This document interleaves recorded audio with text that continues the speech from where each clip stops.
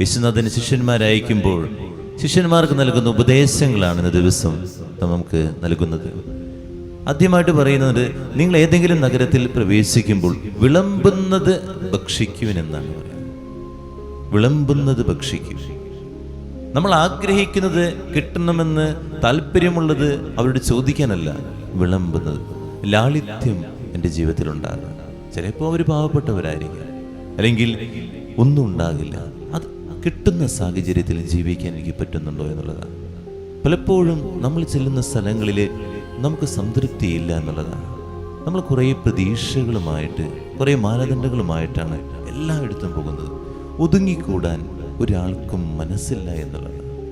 ശിഷ്യനോട് പറയുന്നതാ, നീ ഒരു ലാളിത്യമുള്ള വ്യക്തിയായിട്ട് മാറുക. ലാളിത്യം നമ്മൾ ദൈവത്തിലേക്ക് കൂടുതൽ അടുപ്പിക്കുന്നു എന്നുള്ളതാണ്. കുറേയേറെ ആഗ്രഹങ്ങളും പ്രതീക്ഷകളുമായിട്ട് ജീവിക്കുന്നത് കൊണ്ട് ഒരാൾക്കും സംതൃപ്തിയില്ല എന്നുള്ളതാണ്. കിട്ടിയില്ല എന്ന് പറഞ്ഞ് ഇങ്ങനെ കരഞ്ഞു നടക്കുക നമ്മളിങ്ങനെ.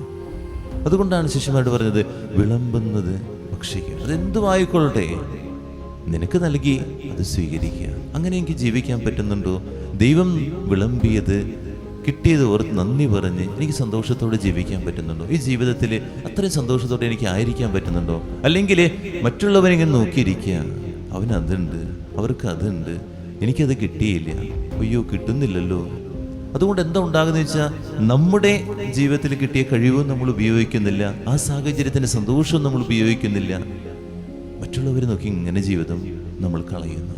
അതുകൊണ്ട് ലാളിത്യമുള്ളവരായിട്ട് മാറാൻ എനിക്ക് പറ്റുന്നുണ്ടോ? ലാളിത്യമുള്ളവനാണ് ദൈവത്തിലേക്ക് കൂടുതൽ അടുക്കാൻ പറ്റുള്ളൂ കേട്ടോ. അല്ലാത്തവർക്ക് ദൈവത്തിലേക്ക് അടുക്കാൻ പറ്റില്ല.